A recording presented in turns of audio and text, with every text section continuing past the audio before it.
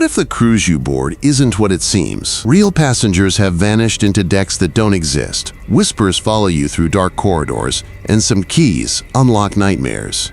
Every encounter you're about to hear has been cross-checked, verified, and traced back to real Reddit reports. This isn't fiction.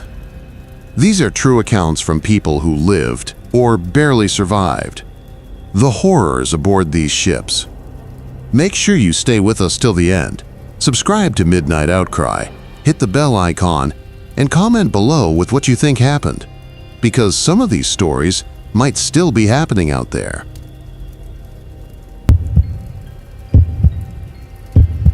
Sir, you can't be here. I froze mid-step, the soles of my sneakers gripping the polished corridor floor like they'd been glued. The announcement had come from nowhere, the voice tinny, metallic, almost swallowed by the hum of the ship's engines. But no one was around. Just me, staring at the numbered doors lining the hallway, all of them ending at 12. My name's Tyler Brooks. I'm 28, freelance photojournalist from Boston. I booked this cruise thinking it would be a relaxing escape from deadlines, editors, and the endless ping of emails. I wanted sun, cocktails, and a few sunsets over the Atlantic. Not this. I'd been wandering the upper decks all afternoon, camera slung over my shoulder, documenting the ship's architecture, the passengers, the life aboard. That's when I saw it. A stairwell tucked behind a maintenance door, half hidden by a janitor's cart. Curiosity got the better of me. The plaque said, Deck 13. My gut told me something was off. Every map I'd checked, every directory at reception, every printed guide on the ship, it skipped from 12 to 14. No Deck 13 existed. And yet here it was, plain as day. I paused, heart hammering. 3 knocks echoed softly from somewhere deep behind the door. Not a person. Metal against metal.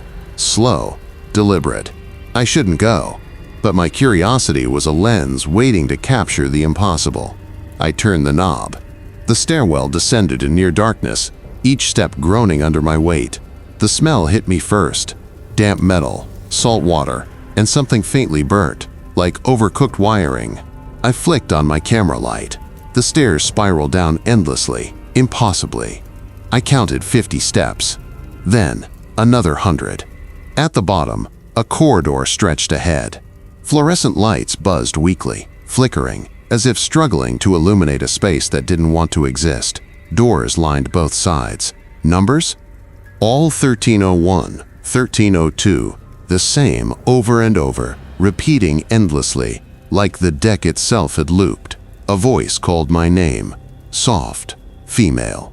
Tyler. I spun around. Empty hallway. The floorboards creaked behind me. A shadow moved across a doorway at the far end. I lifted my camera, zoomed in. A woman stood there, pale, hair plastered to her face. Her uniform looked like it belonged to the crew, but wrong. Tattered edges, name tag scratched off. I should have turned back. I didn't. As I moved closer, she vanished. Just air. The lights flickered violently. I heard whispers, dozens of them, murmuring numbers, names, some laughter too low to be friendly. My pulse went insane. The corridor ahead twisted impossibly. Doors that were straight seconds ago now angled slightly, tilting in impossible perspectives. A soft, metallic rattle sounded at my feet. I glanced down. A key. Brass, heavy, engraved 13. I picked it up. The temperature dropped sharply. My breath fogged in front of me. Behind me, the corridor shifted again.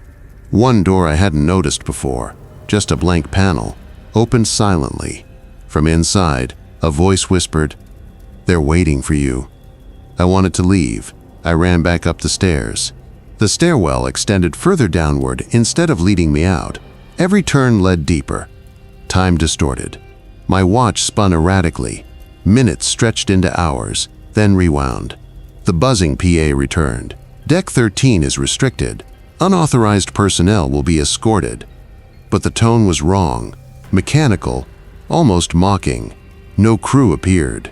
Just me, the endless stairwell, and the unseen passengers who whispered my name from behind closed doors. I realized I'd been filming the entire descent on my camera. I checked. Every frame was static. White noise, distorted faces pressed against the screen, murmuring. And the key, it gleamed even without light, as if alive. I stepped toward one repeating door, 1307, and it swung open with a slow creak. The air smelled of salt and decay. Inside, I glimpsed dozens of passengers standing stiffly, eyes blank. They didn't move, just stared, mouths slightly open. One turned toward me. It smiled. I couldn't shake the brass key in my pocket. Its weight was almost comforting, but every time I touched it, a shiver ran down my spine. The stairwell I'd climbed to escape now seemed like a memory of something that had never existed. I decided to explore deeper.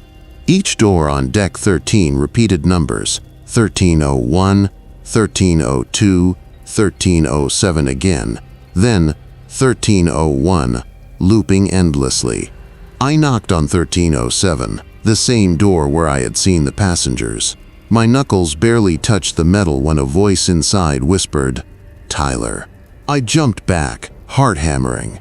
This time, the whisper was layered, multiple voices overlapping as if dozens were speaking at once. Some were my name, some were faint pleas, and one sounded like a scream. The flickering fluorescent lights made shadows dance across the walls. The corridor seemed to pulse, stretching forward when I moved, shrinking when I stopped. My camera caught it all, but every playback frame was corrupted, just static, with flashes of pale faces pressed against doors. I decided I needed proof, not just for me, but for anyone who might ever hear this. I started recording voice memos, narrating everything, and that's when it hit me, the first mid-story realization. If you're hearing this, take a second to subscribe to Midnight Outcry. I know it sounds silly, but if anyone finds this, I need the story preserved. The whispers got louder. From behind a door at the far end, one I hadn't seen before, light spilled out. A woman in a tattered crew uniform stood there, just like before, her eyes locked on me. "You shouldn't be here," she said, voice low and distorted, almost mechanical. I asked, "Who are you? Why are they here?" She tilted her head. "Deck 13 doesn't exist for you. For us, it never ends." I stepped back, only to see shadows moving behind every door, doors that hadn't been there seconds ago. Faces pressed against the glass panels, passengers who had disappeared days ago. A crew member appeared at the end of the hallway, but the uniform was too perfect, his eyes too empty. He handed me a clipboard without speaking, then vanished. On it, a manifest filled with blank spaces, but my name was scrawled at the top. I realized the horror. I had been logged. Someone, something, had marked me as present on a deck that shouldn't exist. I turned to leave, but the corridor shifted again. Doors slid sideways. Walls bent. Time warped. My camera recorded all this, yet the playback frames didn't match what I had seen. Static again. Faces in the windows that weren't physically there. Footsteps echoed behind me. I ran, chased by something unseen. I stumbled, crashing into the wall. The brass key glowed faintly in my pocket, and I felt drawn back to 1307. The door was wide open this time. I looked inside. The passengers from before had multiplied, standing silently in the dim water that had somehow seeped through the floor, each face staring blankly, waiting. I realized with horror, this wasn't a deck. It was a trap. A place that recorded presence, feeding on anyone who wandered too far. By then, exhaustion was overtaking me. I crouched in a shadowed corner, camera recording. I whispered to myself, recounting every detail, afraid I'd forget. Every sound in the corridor became amplified. Taps, murmurs, creaks. My ears were ringing. Somewhere deep in the hallway, the tattered crew woman reappeared. She gestured at me. "You want to leave? Take the key. But remember, it chooses when you leave." I clutched it. My pulse raced. I had a choice. Descend further or risk disappearing into the deck forever. I chose to go forward. I had no plan, no backup, only the brass key and a growing sense of dread that wrapped around me like a wet shroud. The corridor stretched endlessly. Each step felt heavier, like the deck itself was resisting my presence. Doors on either side shifted subtly, numbers repeating or skipping. 1310, 1304, 1301 again. The repetition made my head spin. Then I saw them. Passengers, staring, silent. Pale faces pressed against the glass panels of doors that shouldn't have been there. I recognized some. People who had vanished from the ship days ago. Others were strangers, but their eyes carried the same hollow emptiness. A man with a red suitcase stepped forward. He looked directly at me. He smiled, but there was no warmth in it, only accusation. You shouldn't be here. I stumbled back, my camera shaking in my hands. The lens captured every face. When I looked at playback later, they all blinked simultaneously, unnervingly fast, like the deck itself was alive. I tried calling out to them. Who are you? What is this place? No answer. Just the sound of the deck breathing, soft creaks and distant drips of water. The key in my pocket glimmered faintly. An instinct told me it was important. Every so often, one of the doors, always 1307, opened slightly on its own. Water seeped from beneath it, dark and thick, curling toward me like a living thing. The whispers started again, this time more insistent. Turn back, turn back, turn back, turn back. I ignored them. The thought of turning around felt like accepting defeat. Then I heard footsteps behind me, slow, deliberate. I spun. Nobody. Yet the sound of someone, or many someones, walking in time with my heartbeat, followed me wherever I went. I ran. I found a larger room, lights flickering dimly. The water here was waist-high, black, reflecting the distorted corridor behind me. Passengers lined the walls, standing stiffly. They didn't move at my approach, but their eyes followed me, unblinking. A voice, clear now, came from the far corner. My sister. Tyler, don't look at them. I ran to her. Her eyes were wide with terror, hair plastered to her wet face. She reached for me, and I grabbed her hand. Listen to me, she said, shivering. They keep us. They don't let anyone leave. Deck 13. The brass key slipped from my pocket, clinking against the wet floor. Immediately, all the passengers turned toward it. The air thickened. A low hum vibrated through the room, something between metal and water. Time distorted. Seconds stretched and snapped. Faces blurred. Doors twisted in impossible angles. I had to act. I picked up the key, ran to the farthest door marked 1307. I jammed it into the invisible lock. The door groaned, warped, then opened, revealing a staircase upward. Normal looking, normal lit, normal wood. Relief surged, but my instincts warned me nothing was ever normal on this deck. We ran. Behind us, I heard them, the soft, insistent footsteps, the whispers, the low metallic groan as Deck 13 tried to pull us back. The water sloshed, rising to our knees. I could feel the deck pushing, bending. At last, we burst out onto Deck 14.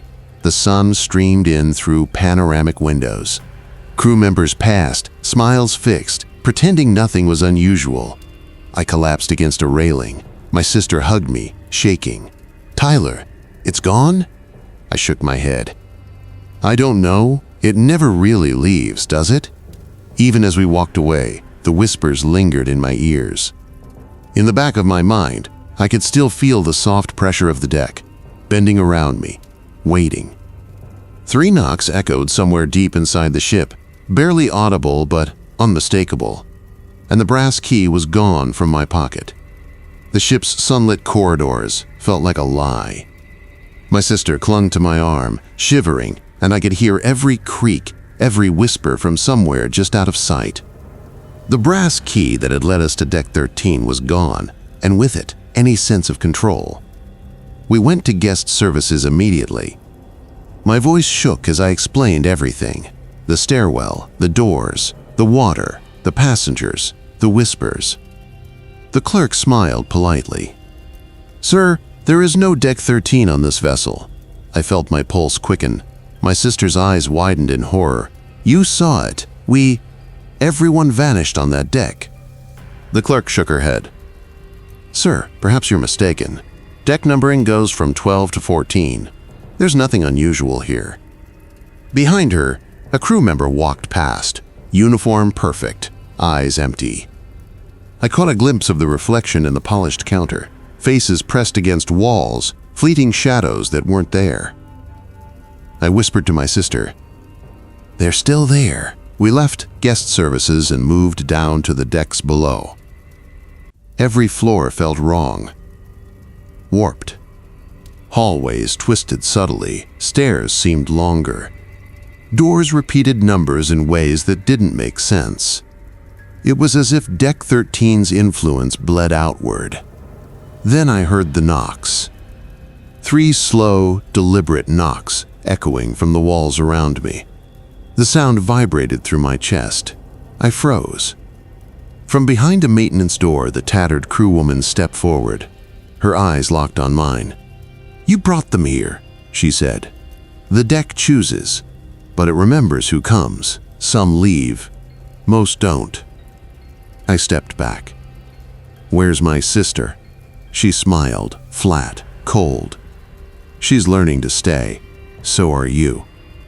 The deck always collects. Before I could react, shadows surged from every doorway. Figures, pale and silent, reached for us. My sister screamed. I tried to grab her, but the figures surged around us, separating us. The key, gone for hours, reappeared in my hand. I held it tight. Every instinct told me to use it. But the lock I had used before, the staircase to escape, had vanished. The whispers intensified. "You can't leave. We wait. We remember." The water rose again, swirling around our feet, then our knees, then chest high. The faces of trapped passengers pressed close, staring blankly, mouths slightly open. I tried shouting for help, calling guest services, the captain, nothing. The PA system remained silent. The hallway stretched endlessly, looping in impossible geometries. Then I realized, every step I took was backward. Every corridor I passed was the one I had just left. Deck 13 was rewriting the ship. The last thing I remember before blacking out, my sister screaming, the cold water enveloping me, and the soft, deliberate knocks, 3 of them, coming from everywhere and nowhere at once. I woke up in my cabin. Morning sun streamed through the curtains. My sister was nowhere to be found. Crew passed by, smiling, pretending everything was normal. The brass key lay on the pillow, engraved, 13. I touched it, and the knocks echoed softly in my skull. I don't know if she's still on the ship, or if Deck 13 ever existed outside my perception. All I know is, every night, when the ship creaks, I hear the whispers. And the 3 knocks never stop.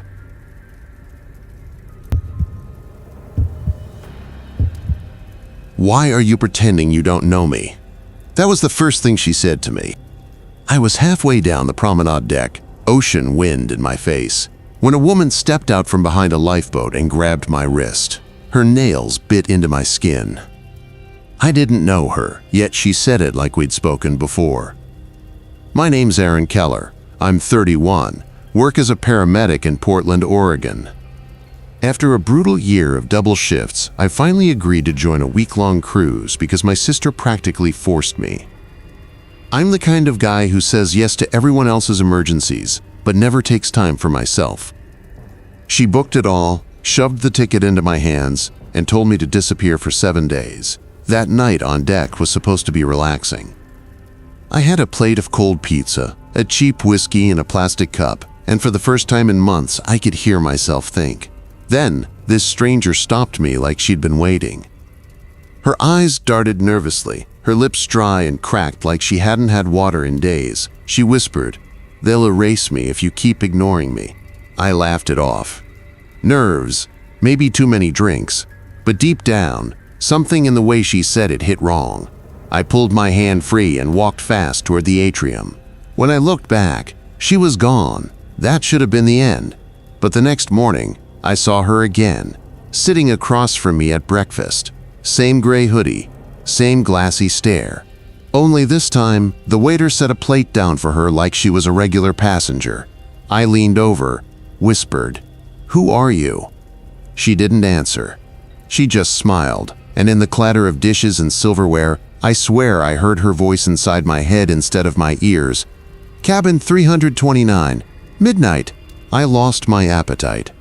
The thing is, later that day when I passed reception, I asked casually about cabin 329. The clerk frowned, tapped on her keyboard, and said, "Sir, that cabin doesn't exist. Maybe you meant 239? I shook my head. I knew what I'd heard. Back in my room, I checked the deck plan on the wall. 329 wasn't printed anywhere. But I traced the numbers. 320, 321, 322, until 328.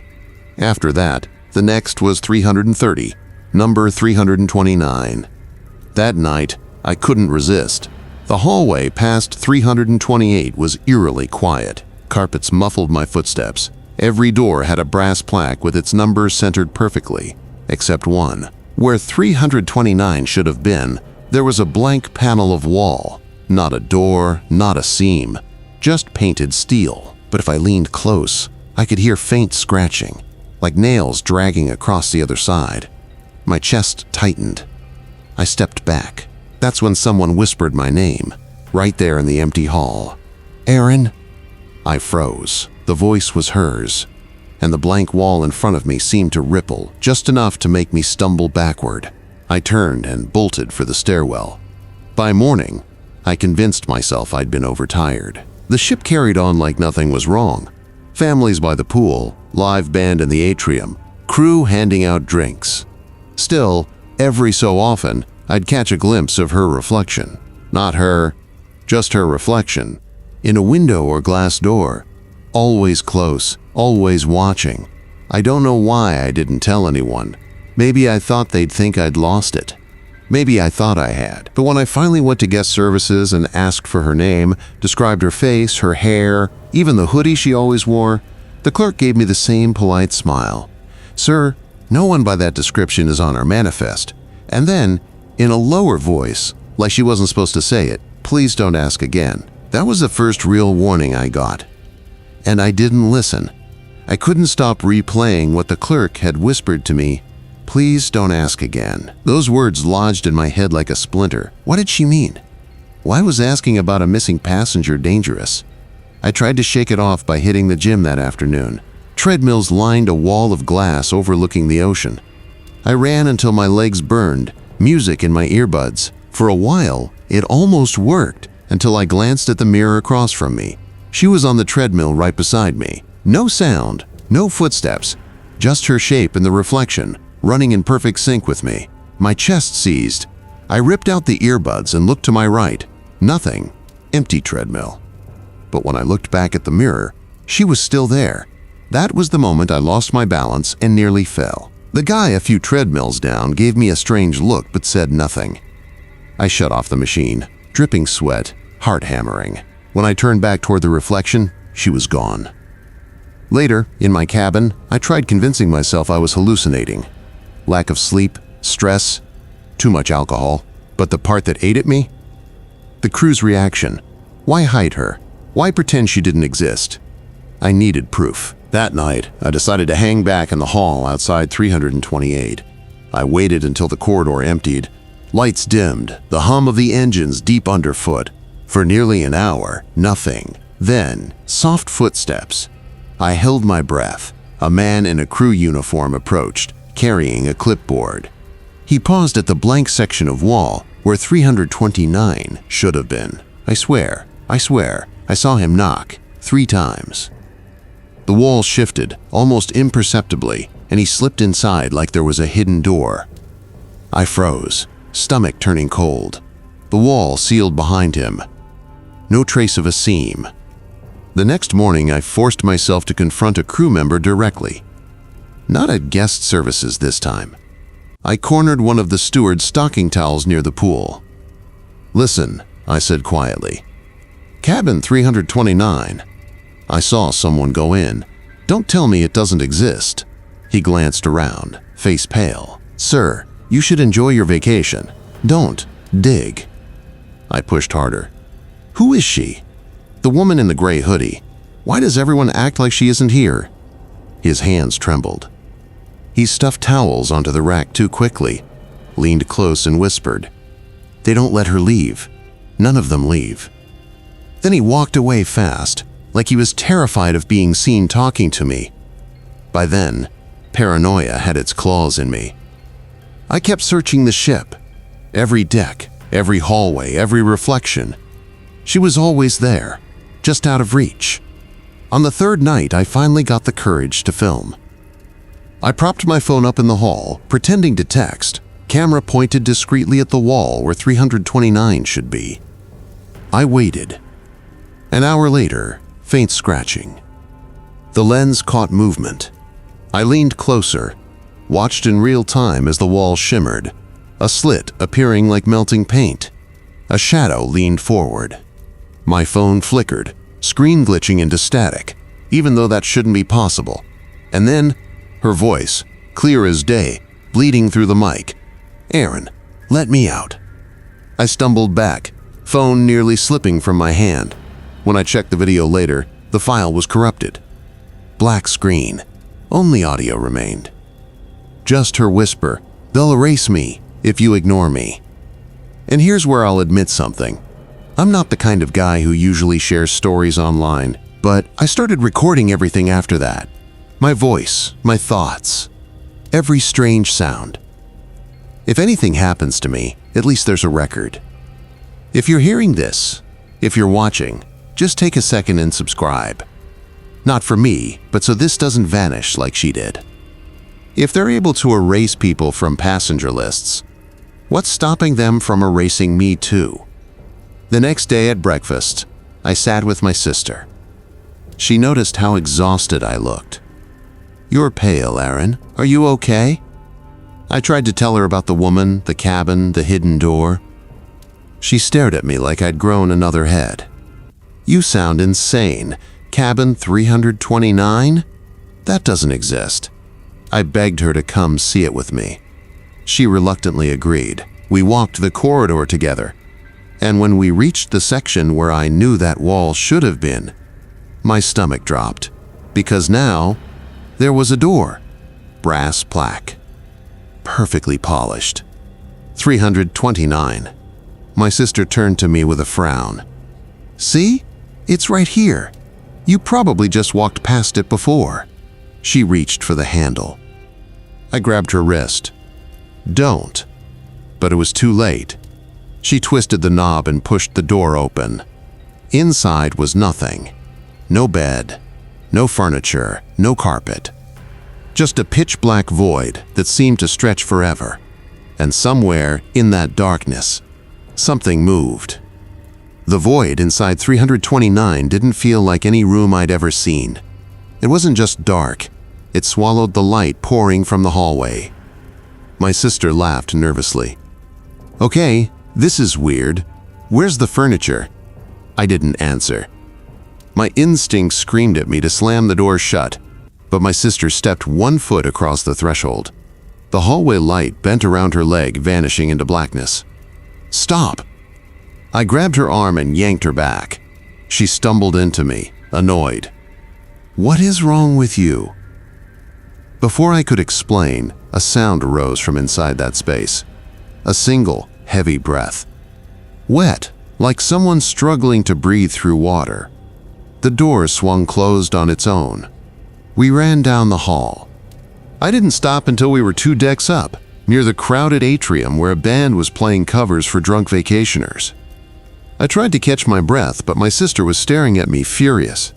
"Tell me what that was," she demanded. I had no answer.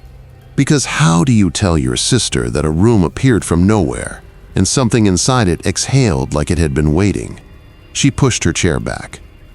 "I'm going to guest services. Someone has to explain this." I almost begged her not to, but I was too shaken to argue. Guest services looked the same as always. Smiling staff, polished counters. My sister leaned on the desk, voice sharp. "Cabin 329. We opened it. What's going on?" The clerk blinked once.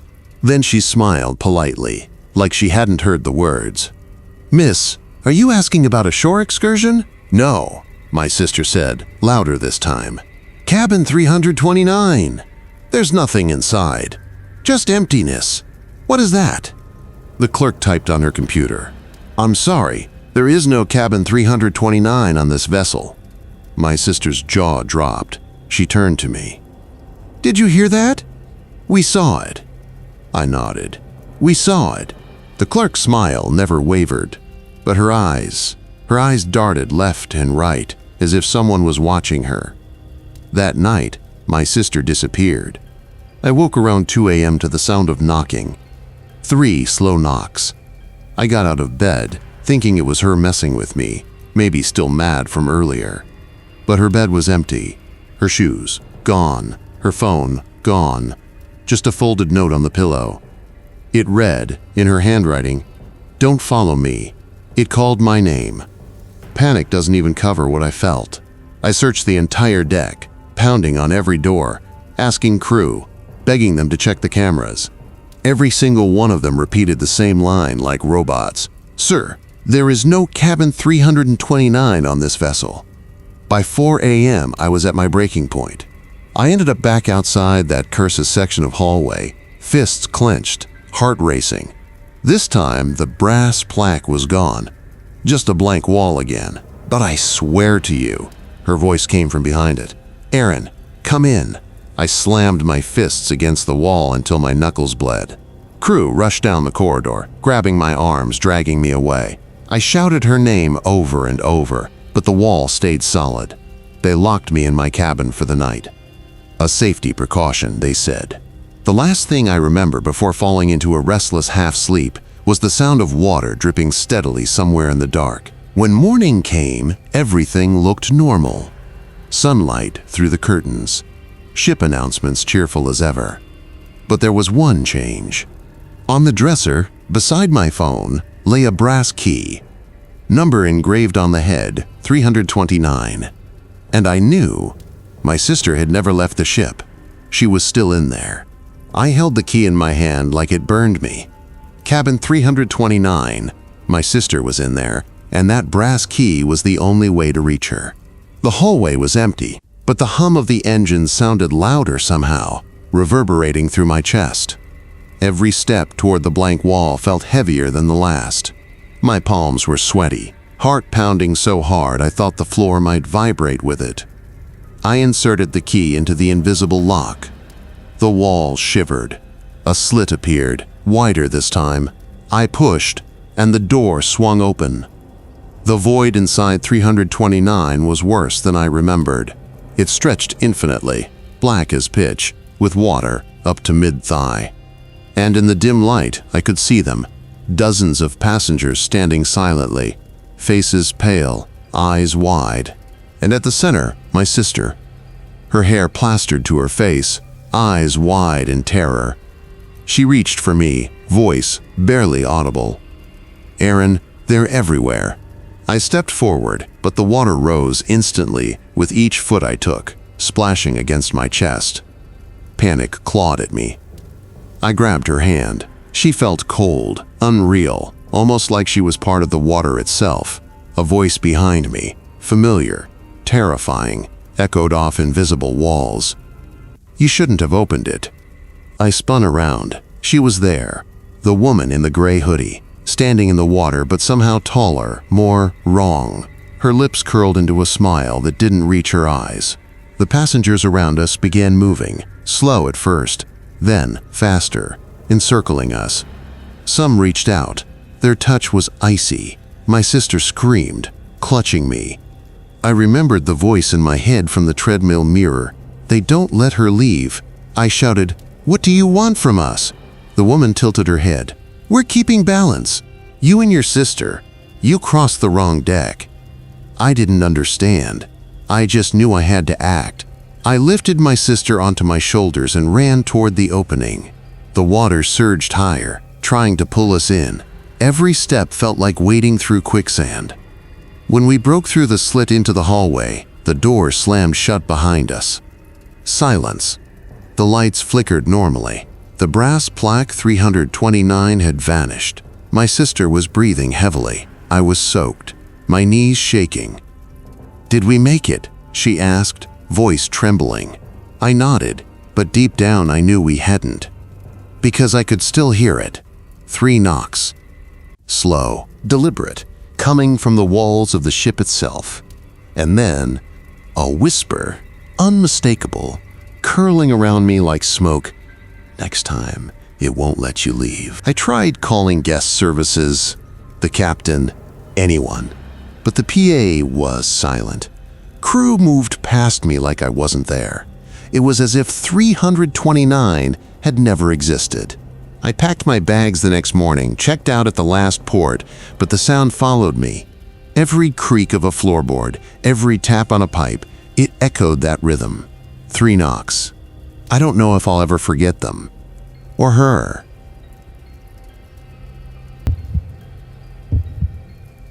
Why is this hallway empty? Before I even realized I was whispering it, the concept struck me. Even though the ship was perfectly warm and the sound of the engines was a constant, calming pulse, a peculiar shudder went down my spine. However, there was something strange about Deck 7. I'm Ethan Cole, a 35-year-old Chicago history teacher in a middle school. To celebrate finishing my first book, which was published in a small local publication, and to get away from the never-ending task of marking assignments, I booked this trip. The notion of a haunted ship story had always made me giggle, yet I'm typically realistic, careful, and perhaps overly cynical. So far, the Sea Monarch was a huge ship. Artificial lights shone on white steel walls. The pool deck shimmered in the afternoon sunlight, and the dining hall smelled like coffee and freshly baked bread. Everything is typical. Too typical. It began quietly. The first was a passenger at breakfast who was silently staring at me with an unreadable expression before disappearing as I blinked. Sometimes there were no words, just a low static hum that shook my teeth as the announcement system crackled. I initially blamed exhaustion. Teachers don't sleep very much. By nightfall, I became aware of the minor irregularities. Hallways with a small curvature that deviates from the deck layout. The number of the cabin doors is incorrect. I attempted to phone the front desk one evening to report a door that was open at the far end of the deck. No response. The line snapped dead after humming. I beat on the receiver, but nobody arrived. I assumed that some of the other passengers also observed it. Martha, a retiree, passed me and stopped in her tracks, gesturing toward a window.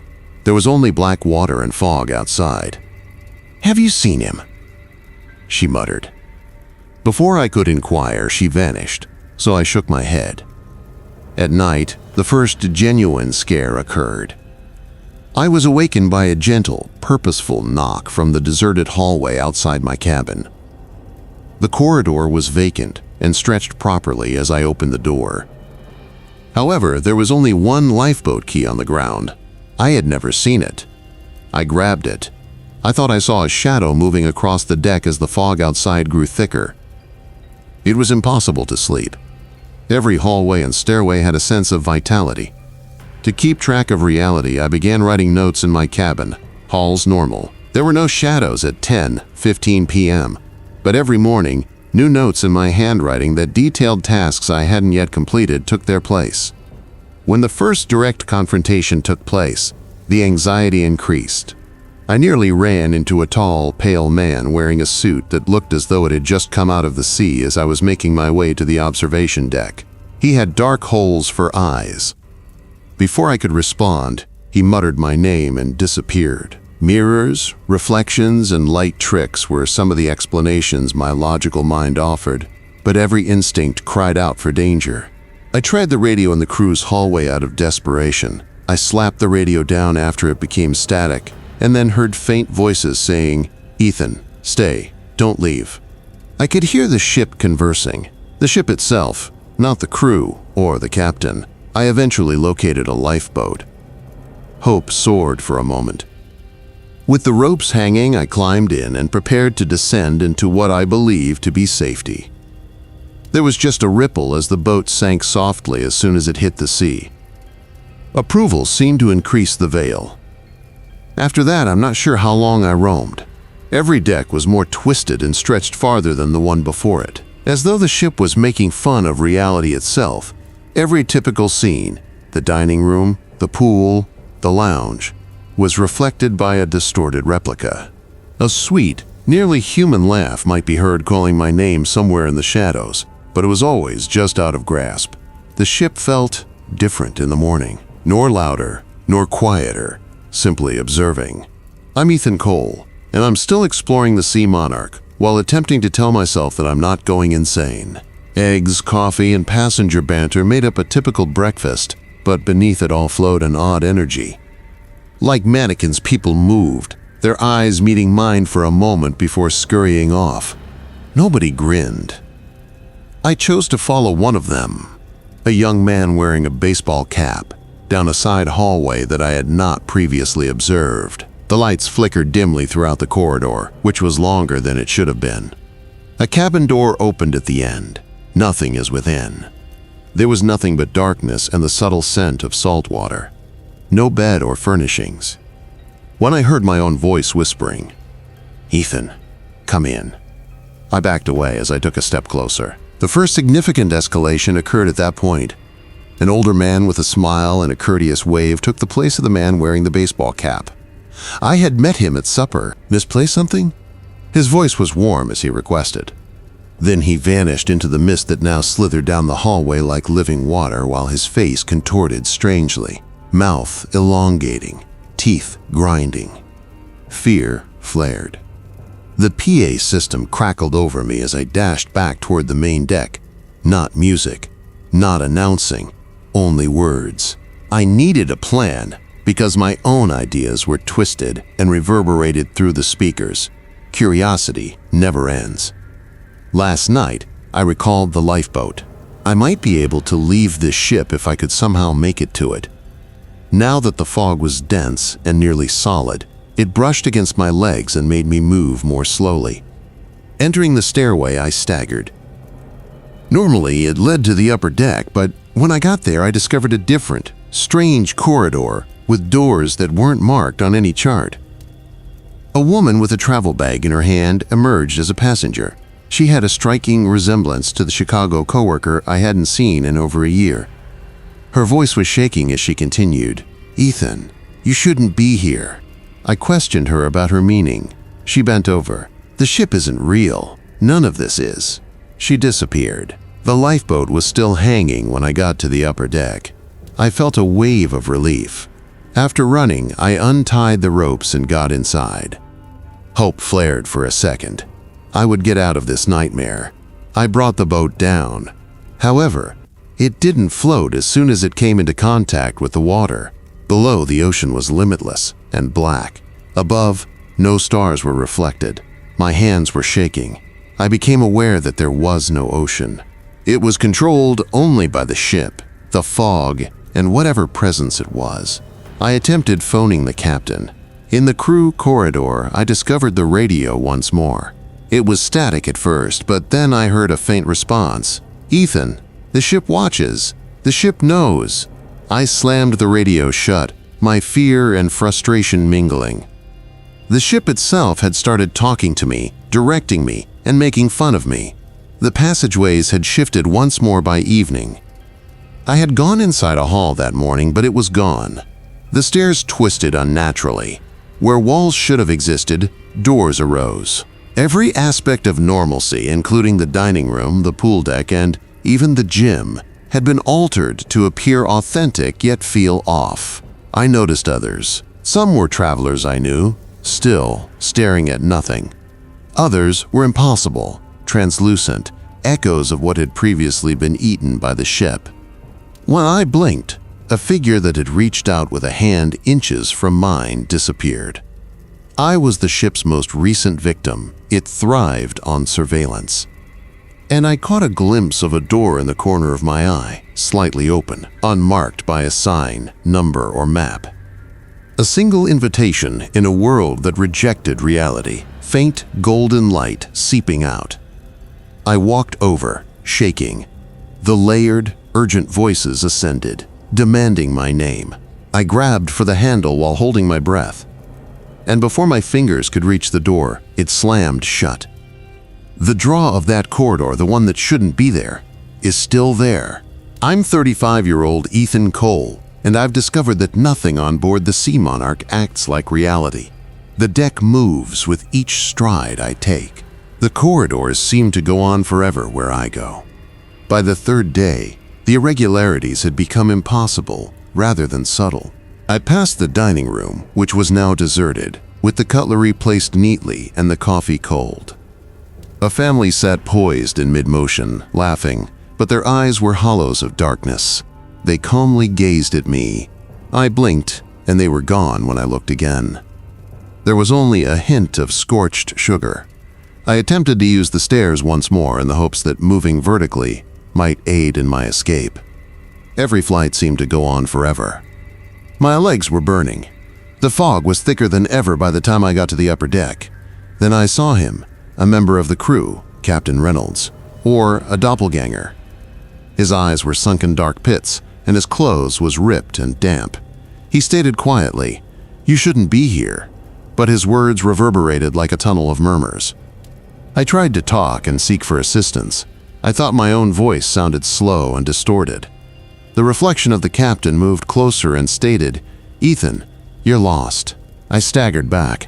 The edge was blocked when a wall appeared where the railing should have been. A wave of panic swept through. I dashed along the deck, looking for any exit or lifeboats. The fog had sprung to life and was encircling me like a predator. I arrived at a single boat. I shook my hands, unfastening it. I cautiously lowered myself in the hopes that the placid water would be waiting, but instead, I saw a silent, dark emptiness that would engulf the boat as soon as it reached it. My heart thumped as though it were trying to get out of my chest. Behind me, I heard footsteps, not my, deliberate, heavy, coming. I pivoted. A perfectly human, yet incredibly swift figure sped in my direction. It was merely a man, his face changing between all the people I had seen, his features moving as he ran, neither a crew member nor a passenger I recognized. I sprinted, swerving between hallways in the hopes of arriving at the bridge or a stairwell. Once more, the ship moved. Doors came and went, ceilings twisted, walls stretched. I staggered into what was supposedly a crew lounge, but there was only one chair there. There was a notepad on it, with pages turning quickly despite the lack of breeze. The entries, which were written in my own hand, described things I hadn't yet done, like fog approaches, voices call. Every line was a warning, a forecast, or a trap. Boat sinks. I recalled that I had left my phone at the cabin. Perhaps I could call someone, my family, the Coast Guard, somebody. Avoiding shadows that scurried along walls, I ran back. I had lost my phone, erased, not simply missing. The ship itself seemed to have eaten it up. Then the layered, multi-voiced whispers began. Ethan, choose, stay, leave, curiosity. My mind whirled. Despite my best efforts to shield my ears, the sound emanated from within. I was the ship. I hurried once again, spotting another oddity this time, a seemingly typical passageway. Soft lighting, a carpeted floor, and well-known wall art. Hope soared for a heartbeat. I did what I was told. Real laughing, and the voices of other passengers drifted about me. This might have been an escape. The hallway then turned around. The lifeboat I had previously failed with was in front of me. This time, however, a towering, shadowy, smiling figure waited. "You are free to depart," it said. With my heart pounding, I clutched the rope and said, "If you're brave enough to step into the water." Curiosity, hope, and fear are all intertwined within me. I may be saved or doomed forever by one step. As the fog thickened and swirled, it whispered my name and pushed me forward. I inhaled and took a step. I felt nothing as I hit the water. There was an odd weightlessness, as if I were entering air that was thicker than anything I'd ever experienced, but neither cold nor resistance. I'm 35-year-old Ethan Cole, a history teacher and amateur photographer, and I'm well aware by now that the Sea Monarch wasn't actually a ship. The fog coiled and twisted over me like a living creature. The lifeboat's ropes hung pointlessly and vanished into thin air. I tried to swim by kicking, but the water didn't react. I became aware that I was sinking when my motions reverberated, strangely delayed.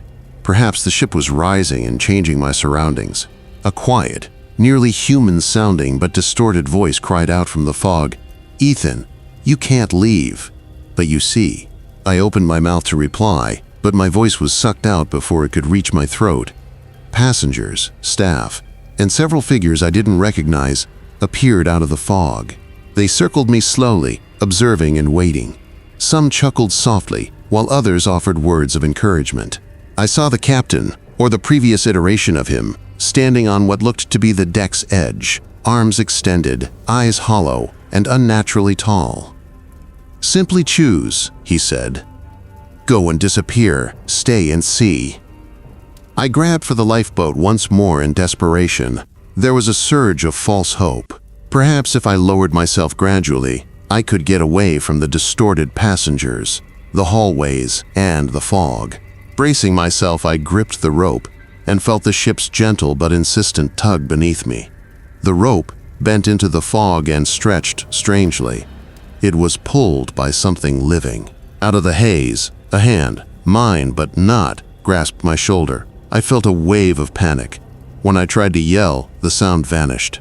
In a whisper, the shadowed me said, "Why fight what cannot be fought?" I struggled, attempting to escape. The lifeboat, the deck, the hallways, and even the distant sound of motors were all engulfed by the growing fog. Even though there was no water, my limbs moved as though they were submerged. The rest of the passengers, living or dead, looked on in silence. No one offered assistance. Then, almost without noticing, I saw a little irregularity. A cabin door at the fog's edge, half open, light leaking out. It was recognizable, but it had never been real. Arms flapping, I stumbled as I raced. Curiosity brought you. Curiosity binds you. The murmurs pursued me till I arrived at the door. There was a logical, scared part of me that wanted to smash it and flee. It was pushed open by another part, the inquisitive, obstinate part.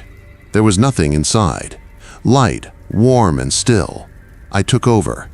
There was no fog to follow. I didn't hear the murmurs. My sense of weightlessness returned, but this time it was in a distant, observing sense. Outside the doorway, shapes moved as the ship twisted, drawing passengers into seemingly endless passages.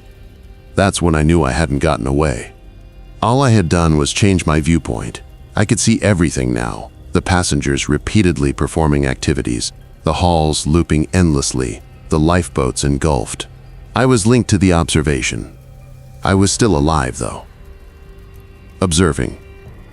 Awaiting. Studying. Please take a moment to subscribe to Midnight Outcry if you're listening. It helps preserve stories like these. Now I get it. The ship chooses rather than takes. It transforms rather than destroys. Its memory, its pattern, its never-ending observation absorbs those who disappear.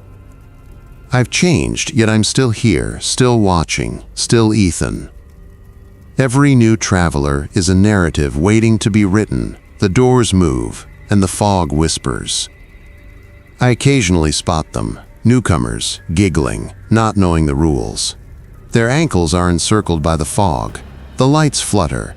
A door opens with a squeak. And will they notice me, I wonder? What waits just outside of normalcy will they notice? Because the ship is always remembering. And now I'm a part of it.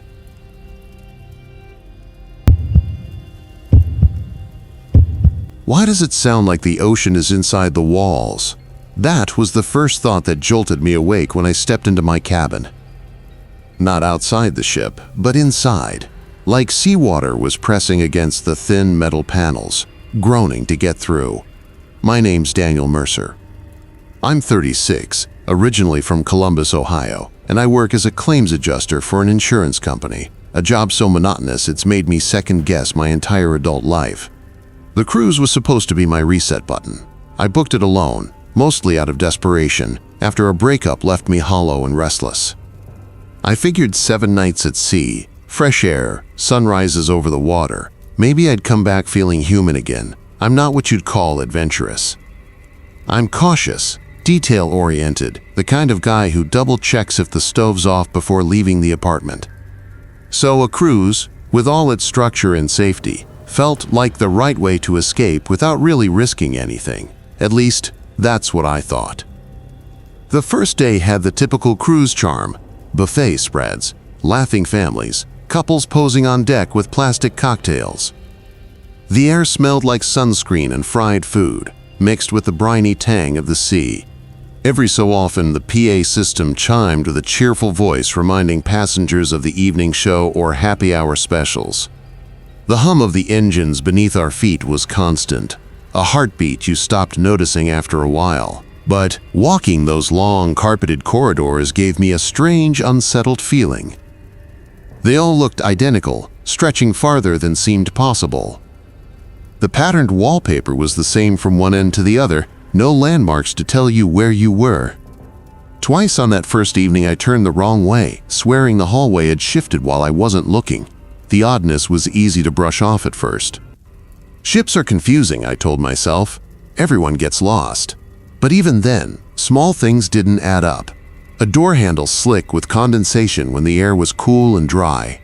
A cabin number skipping from 418 to 420, as if 419 had never existed.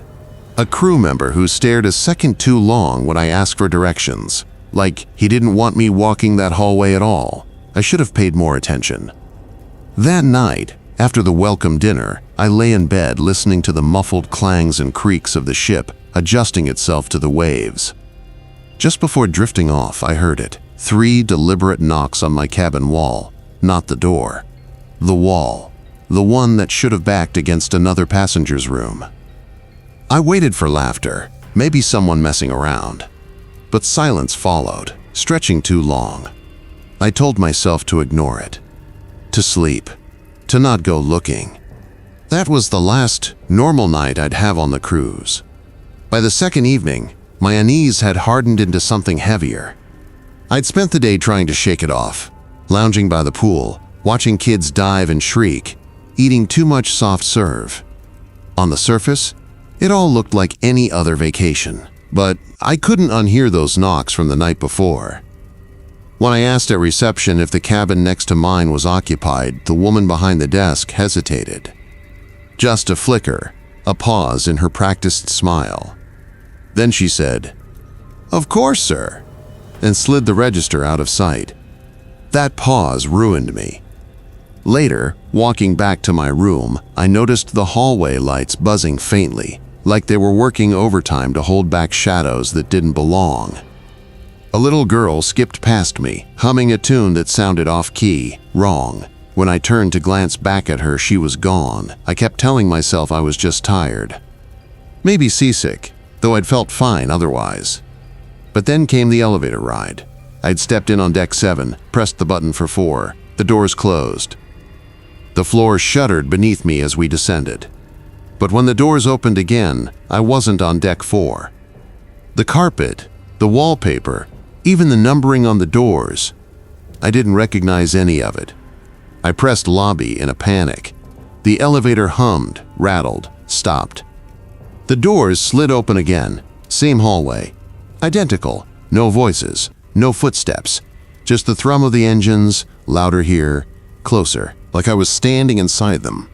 I slammed the closed door button until the elevator groaned back to life, whisking me somewhere else. This time, when the doors opened, I was miraculously back on deck 7. I stumbled out, heart pounding, determined to never ride alone again. That night, it happened again. Not 3 knocks this time, but a single heavy thud, as though something large had slammed into the wall. The sound vibrated through the frame of the bed. I pressed my ear to the plaster. On the other side was nothing but the slow, rhythmic gurgle of water.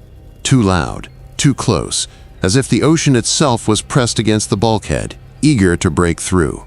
I should have called someone. Security. The captain. Anyone.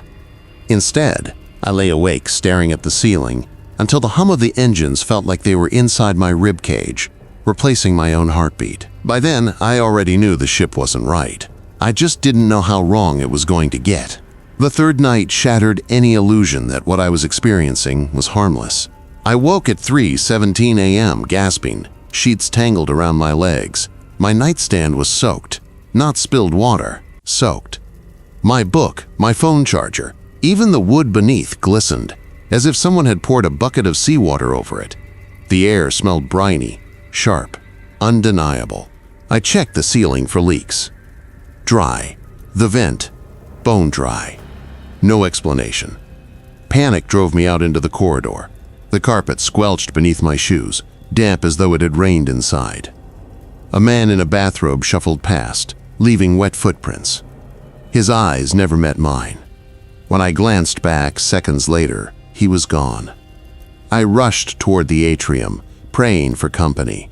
The elevator mirrored my pale, trembling reflection, though the glass seemed to lag behind my movements, twitching when I was still. When the doors opened, the atrium was deserted. Tables abandoned, a cocktail glass sweating on the piano, a child's flip-flop lying alone on the tile. The fountain, dry. Then came the whisper, hollow, mournful, circling the empty space. I looked up. Reflected in the glass wall overlooking the sea were dozens of figures on the balcony above. Soaked, gray, their sockets empty. When I spun around, the balcony was bare. When I looked back, the reflections were closer. I bolted, tearing up staircases until my lungs burned. Deck 7 was dim, lit only by a pulsing red emergency bulb. Fresh, wet footprints marked the carpet, too large, too far apart. They ended at cabin 742. The door handle dripped with seawater. When I touched it, the door swung inward, not into a room, but into black water, endless and rotting. Floating at the threshold was a woman's corpse, hair drifting like seaweed, lips curling in a grotesque smile. Her eyes snapped open, her hand shot out. Water streamed from her fingers as she reached for me. The entire hallway groaned, metal straining as if the ship itself were alive. The lights stuttered, plunging everything into broken frames of red. Footprints advanced toward me in the flicker, though nothing stood there in the dark gaps. I ran, splashed through rising water, stumbled into a stairwell that stretched impossibly upward and downward. No top, no bottom, just steel spiraling forever. On the landing below, the man in the bathrobe stood waiting, moon-pale, dripping, his eyes full, swollen bulges of seawater trembling in their sockets. He opened his mouth, and a stream poured out, splattering onto the steps. Then he started climbing toward me. I tore up the stairs, 2 at a time, lungs tearing themselves apart. The sound of water gushing from that man's throat echoed up the stairwell, louder than the engines, louder than anything else. Every turn of the spiral, I expected his hand to close around my ankle and drag me down. When I burst onto deck 9, the air hit me like a slap, cold, wet, salty. The hallway lights flickered, casting everything in jerky flashes. Carpet sloshed beneath my shoes. Doors swung open and shut as though a storm had gripped the ship, though outside there was only calm black sea. I turned a corner too fast and nearly crashed into her. A woman stood in the middle of the corridor, wearing a glittering evening gown that dripped with seawater. Her hair clung in strands across her face. Her skin was gray, pruned, bloated. She tilted her head slowly like a puppet pulled by broken strings, and whispered in a voice that didn't sound like it belonged to a living throat. "Cabin 419. Her finger, long and wrinkled, rose to point behind me. When I whipped around, the door was there. Cabin 419. The number gleamed fresh on the plaque, though I knew. I had walked that hallway a dozen times, and it had never been there before. The woman's reflection lingered in the glass panel of the door even after I turned back. Her body was gone, but in the reflection she pressed her face closer, lips splitting, revealing teeth jagged like coral. Every instinct screamed not to go inside. But the water was rising. I could hear it rushing down the hallway behind me, swallowing everything in its path. I grabbed the handle, ice cold. The door creaked open. Inside was not a cabin, it was a theater. Rows of red velvet seats stretched out under a chandelier dripping with condensation. The air stank of mildew and salt. Every seat was filled. Dozens of passengers, their skin pale and waterlogged, sat perfectly still. Heads lolled, mouths hung slack, but their eyes, swollen, bulging, snapped toward me the moment I stepped in. The doors slammed shut behind me. A spotlight flicked on at the stage. There, standing in the beam of pale yellow light, was the bathrobe man. His throat gurgled as more water spilled out, puddling at his bare feet. He lifted a shaking hand and beckoned me forward. The crowd began to clap, not in unison, not human. A wet, slapping sound, hands dripping with brine, smacking against each other in broken rhythm. The chandelier swayed, spraying droplets. The ship groaned so loud it rattled my teeth. I backed toward the door, but it was gone. Behind me was nothing but a wall slick with black mold. The bathrobe man staggered closer, water gushing now in torrents from his mouth, his eyes flooding, streams running down his face. When he spoke, the words weren't words. They were gurgles, drowning syllables. Yet somehow I understood them. You came back. And suddenly, every corpse in the theater turned toward me, rising from their seats, water pouring off them like a tide about to break. They surged toward me like a single wave, feet dragging, jaws unhinging, seawater spilling from their lungs. The carpet squished under their weight, dark with brine. My legs froze. My throat clenched. The only sound in my ears was the slap of their wet hands. Closer, closer. I tried to scream, but only salt filled my mouth. My tongue burned. My teeth ached. Water. It was inside me too. The bathrobe man reached me first. His eyes were empty sockets, draining an endless stream down his cheeks. His hand clamped my shoulder. Cold. So cold it pierced my bones.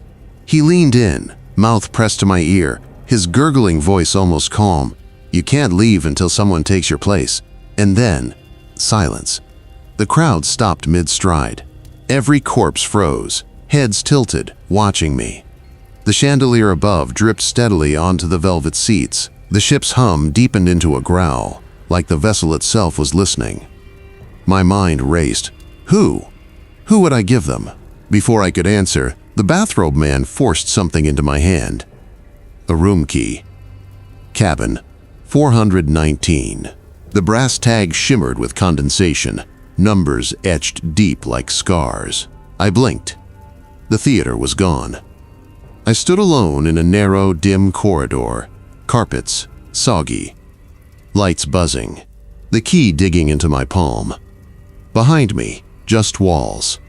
No theater, no passengers, no bathrobe man. Only the sea whispering through the hull. I stumbled back to my cabin, heart punching holes in my chest. The clock by my bed read 3:17 a.m. The sheets were dry. My suitcase untouched. My shoes clean.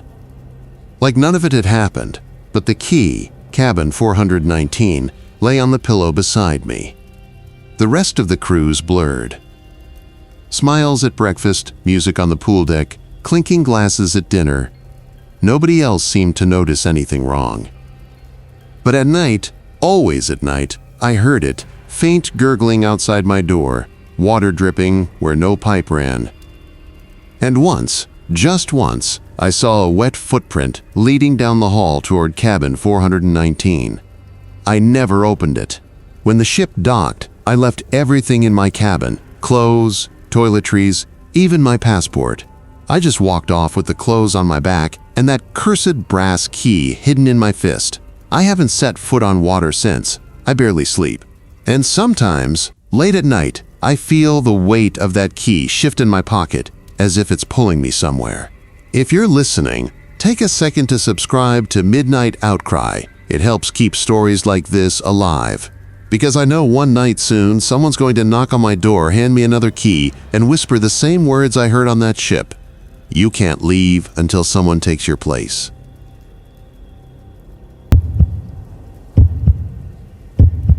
Don't go below deck 3. Promise me. That was the first thing the old man said to me on embarkation day. His voice was raspy, shaking with age, but his grip on my arm was iron. He leaned close, so close I could smell salt and tobacco on his breath. And then, as quickly as he had appeared in the boarding line, he slipped into the crowd, swallowed by families dragging suitcases and couples clinking glasses of champagne. At the time, I laughed it off. Just another eccentric old traveler. But later, lying awake in my cabin while the ship's engines throbbed beneath the floor, I wished I had taken his warning seriously. My name's Michael Graves. I'm 34 years old, and I work in HVAC repair back in Cincinnati. I'm not the kind of guy who takes cruises. Honestly, I hate the ocean. Too big, too empty, too deep. But my sister Alyssa had been begging me for months to join her and her husband on this trip. You never take vacations, she said. You need this, Mike. And maybe she was right. My last year had been a mess. Work layoffs, a breakup that dragged out for months, nights that ended with more whiskey than sleep. I figured a week on the open sea might clear my head. Still, the ocean and I, we don't get along. Even standing on the open deck at Sail Away, watching Miami shrink into the horizon, I had to grip the railing tight. The endless water made my stomach twist. The ship itself was massive. 12 decks, 1,000 cabins, theaters, pools, endless corridors that all smelled faintly of chlorine and steel polish. At first it felt like a floating city. But there was something about the lower decks, the ones marked crew only, that unnerved me. The signs looked newer than the rest of the ship, cleaner, as if someone wanted to make sure no one accidentally wandered there. I didn't think much of it until the first night. I woke around 2:40 a.m. to a sound, metal groaning, like a pressure valve straining. Then, faint but clear, 3 sharp knocks from beneath my floor. My cabin was on deck 4. There shouldn't have been anything below me except crew areas and machinery. I sat up, heart thudding, telling myself it was just pipes expanding. But then came the voice, muffled, wet, rising through the vents. Michael! I froze. My sister was asleep 3 cabins down. Nobody else knew me here. And that voice, it sounded wrong, like someone trying to breathe and speak at the same time. I pressed my ear to the vent. All I heard was dripping water. That was the last normal night I had on the ship. I didn't sleep the rest of that night. I sat in the desk chair with the lights on, staring at the vent, waiting for the voice to come again. It didn't. Only the constant hum of the ship's engines carried through the floor, like a heartbeat buried deep inside steel. By breakfast, I convinced myself I was overtired. Cruise cabins aren't soundproof. Maybe it was just crew working a shift change. Still, when I sat across from Alyssa in the buffet, she noticed. You look like hell, she said, buttering a roll. Nightmares again? I didn't want to tell her about the voice. My sister's the type who'd laugh first, then worry too much after. So I shrugged it off. Couldn't sleep. Engines loud down there. Her husband Mark looked up from his phone. You should have booked higher. Deck 7's quiet as a hotel. Down where you are. That's right above the crew decks. Probably banging pipes all night.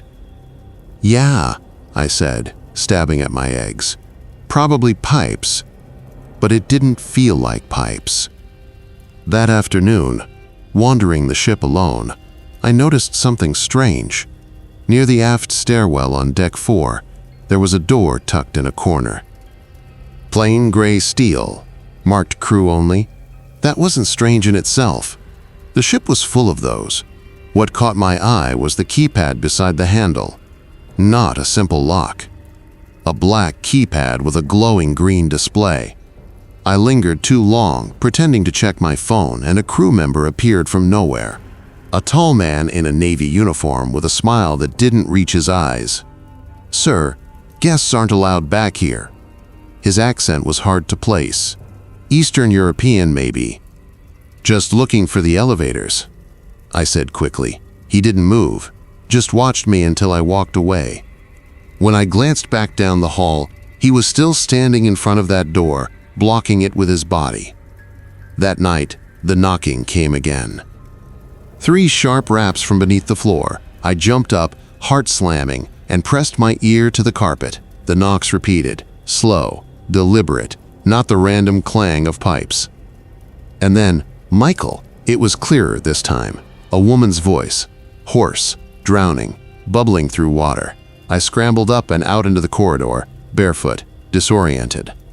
A family walked past in swimsuits, laughing, carrying towels. Nobody else seemed to hear it, but the corridor smelled faintly of seawater. The next day I tried to ignore it. I forced myself into cruise activities, shuffleboard, trivia in the lounge, even karaoke. But everywhere I went, I noticed subtle things off. In the theater, one of the crew ushers leaned too close when scanning my card. I heard him whisper, "Below the waterline." When I jerked back, confused, he just smiled like he hadn't said a word. At dinner, the lights flickered twice. Nobody else reacted, but I swear I heard water sloshing under my chair. And when I passed the guest services desk, 2 officers were talking in low tones. I caught one phrase before they saw me listening. Containment breach. Deck 0. Deck 0. There wasn't supposed to be a Deck 0. That night, the knocking didn't come. I thought maybe it was finally over. I even started to drift off. But at 3:00 a.m., I woke to the sound of running water. I stumbled into the corridor, barefoot again. The carpet squished under me. I looked down. My toes were wet. A dark line of water ran down the hall, glistening under the emergency lights. It led toward that same aft stairwell. I followed. The farther I went, the colder the air grew. My breath fogged in front of me. The water trailed right to the gray steel crew-only door. The keypad display glowed green, and just as I reached it, I heard the voice again. Clear. Female. Right behind the door. "Michael, open it." The keypad beeped. The lock clicked. I stepped back, pulse hammering. The door swung open on its own, and behind it, darkness. Not machinery, not hallways. Just a stairwell spiraling downward, lit by a single swaying bulb, the smell of rot and seawater rolling up to meet me. That was when I should have run. Should have told Alyssa, demanded to change cabins, reported everything to security. But I didn't. I put one foot on the stairs, and I went below the waterline. The stairwell felt wrong the moment I crossed the threshold. The air was damp, salty, heavy in my lungs. Each step downward groaned like the ship itself was warning me back. Above, the door clicked shut on its own, sealing me into that narrow shaft. The bulb overhead swung slowly, casting shadows that shifted like they were alive. I counted the steps as I went, expecting maybe 20, 30 at most. But after 67, my legs burned, and still the stairs curled deeper, as if the ship stretched far below where steel should end. By the time I reached the landing, my shirt was damp, not from sweat, but from moisture clinging to the air. My shoes squelched on the concrete. Ahead of me stretched a corridor that shouldn't exist. It was wide, industrial, lined with pipes that dripped rust-colored water. The walls were streaked with mold. Dim lamps flickered behind protective cages, and somewhere far ahead came the steady thunk, thunk, thunk of machinery. Except this wasn't a part of the ship meant for passengers. It didn't even feel like part of a ship at all. I took a few hesitant steps, the sound of my breathing louder than the hum of the engines above. Then I saw it, a wet footprint on the floor, bare, human, leading deeper into the dark. I followed, every nerve screaming at me not to. The corridor widened into a chamber filled with water up to my ankles. Old deck chairs floated aimlessly. A life preserver bobbed in the corner.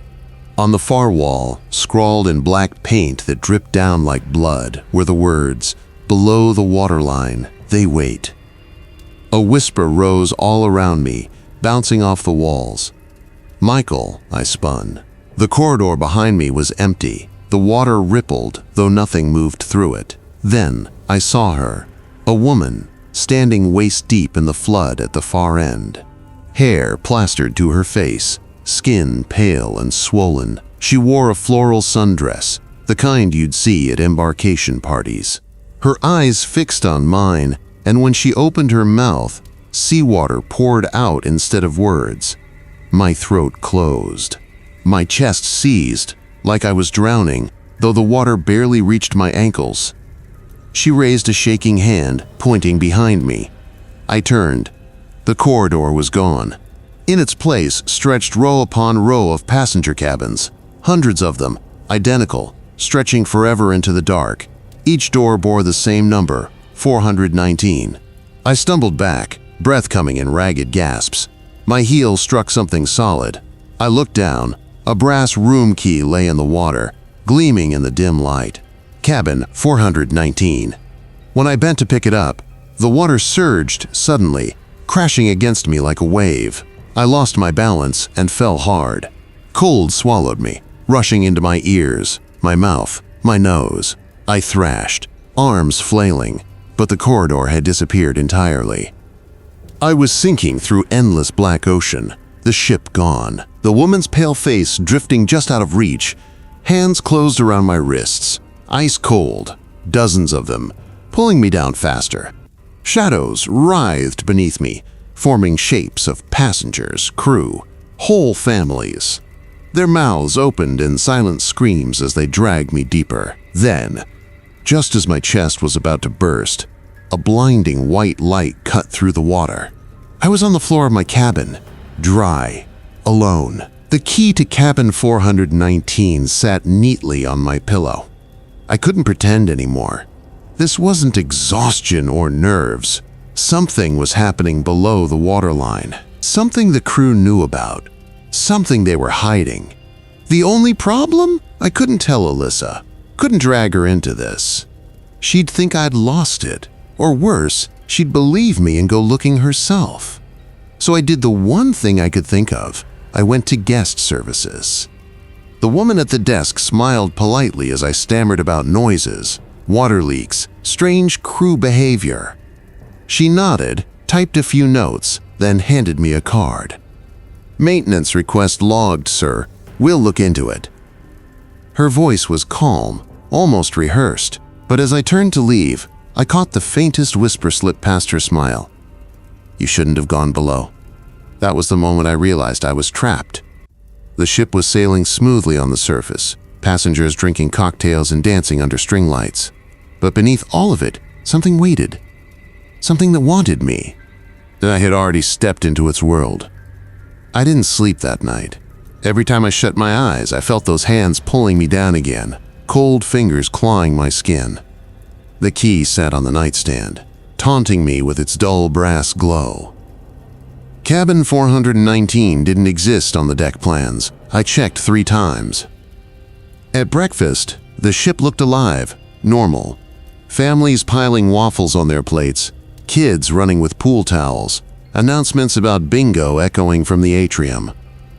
But I couldn't unsee the wet footprints that trailed through the hallway outside my room. No one else seemed to notice them. I needed answers. So I started asking questions. Quietly. Casually. A bartender on the Lido deck, a steward cleaning cabins, an older woman who looked like she'd been on dozens of cruises. Every time I asked about cabin 419, the reaction was the same. A pause, then an uncomfortable smile, and a quick change of subject. It was like I'd mentioned a name they'd been told never to repeat. That evening, Alyssa wanted to see the ship's theater show. I couldn't say no without raising suspicion, so I went. The stage glowed with performers in sequined outfits, singing some medley from the 80s. but halfway through, I saw it. Row F, seat 19, occupied by the woman from the flooded corridor. Her hair was dry now, her dress clean. She clapped along with the rest of the audience, but her eyes stayed locked on mine. I froze. Alyssa nudged me, laughing, asking why I looked pale. But I couldn't answer, because when I blinked, the seat was empty, and yet the cushion was soaked, dark with seawater. After the show, I made up an excuse about needing air and slipped away. My feet carried me down to deck 2, near the service corridors. That's when I heard it, a voice, faint but clear, singing through the ventilation system. A lullaby. The same one my mother used to hum when I was a kid. My blood ran cold. I followed the sound through a staff-only door that hadn't latched properly. The narrow passage reeked of mildew. Ahead, 2 crew members whispered in hushed tones. I ducked behind a trolley and listened. "We can't hold it much longer. The waterline keeps rising. Captain says keep the passengers calm. No one mentions 419. And the ones who hear it? Then they've already been chosen." One of them glanced back suddenly, and I slipped out before they saw me. My heart hammered so hard, I thought it would give me away. Back in my cabin, Alyssa was asleep. I stood in the dark, staring at the key again. My hand shook as I picked it up.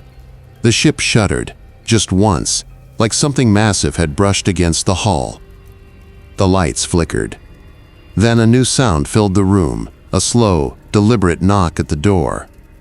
3 times. I crept forward, every nerve screaming, pressed my ear to the wood. Nothing. When I finally opened it, the hallway was empty. But at my feet was an envelope, already damp with salt water. Inside was a folded slip of paper. Midnight. Deck below the waterline. Bring the key.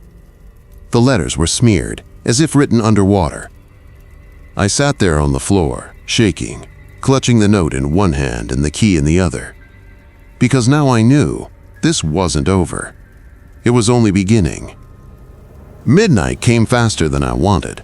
The ship's usual buzz of laughter and clinking glasses had gone quiet. Hallways felt deserted, though I knew hundreds of passengers were still out there. My hand kept brushing the brass key in my pocket, its teeth digging into my palm like it was alive. The note had told me where to go, but the path wasn't on any deck plan. I found myself in the crew stairwell, heading deeper and deeper. The metal walls sweated condensation, rivulets dripping into shallow puddles on each landing. The lower I went, the colder it got, until I could see my breath hanging in front of me. Finally, a heavy door marked "Authorized Personnel Only." It wasn't locked. The smell hit me first: salt water, mold, and something coppery underneath. Beyond the door stretched a corridor that shouldn't exist. The floor sloped down, water lapping against my shoes. Lights buzzed faintly overhead, their glow reflecting on the surface. That's when I saw the numbers stenciled on the walls: 419. 419. 419.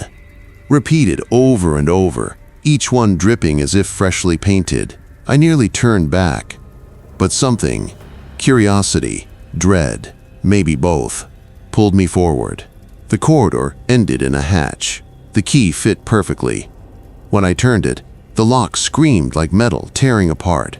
The hatch swung inward, and seawater gushed around my ankles.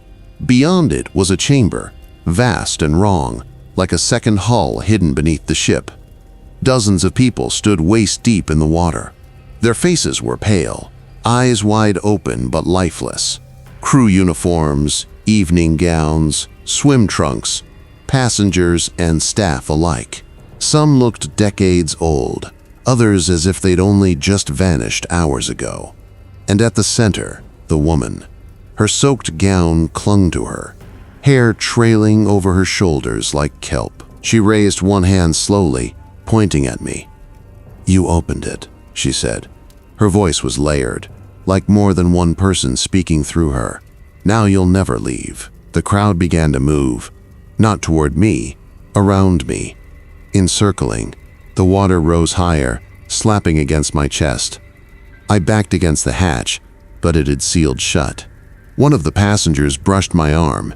His skin was bloated, his lips blue, but his eyes stared straight through me. Another grabbed my wrist, cold fingers tightening until bones ground together. I screamed, kicking, thrashing, but the water kept rising. Above the din, the ship's intercom crackled. "Attention passengers, please remain calm. Minor flooding has been contained. All activities will resume shortly." A lie. A rehearsed, calm voice against the nightmare swallowing me. The woman stepped closer, water up to her neck now. She leaned in, her mouth almost to my ear. "This ship doesn't sail the sea anymore," she whispered. "It sails the dead." The lights went out. I don't remember what happened next, only waking on my cabin floor, drenched, lungs burning like I'd drowned. The key was gone. Alyssa was gone. No one remembered she'd ever been there. Her name wasn't on the manifest. Her suitcase wasn't in the room. It was like she'd never existed. I stumbled to the reception desk, demanding answers. The clerk looked at me, expression polite, unbothered. "Sir, perhaps you'd like to rest." "We don't have a cabin 419. We never did."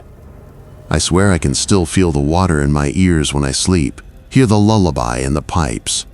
And sometimes, when the ship's engines hum just right, I hear the knock. 3 times. Always 3.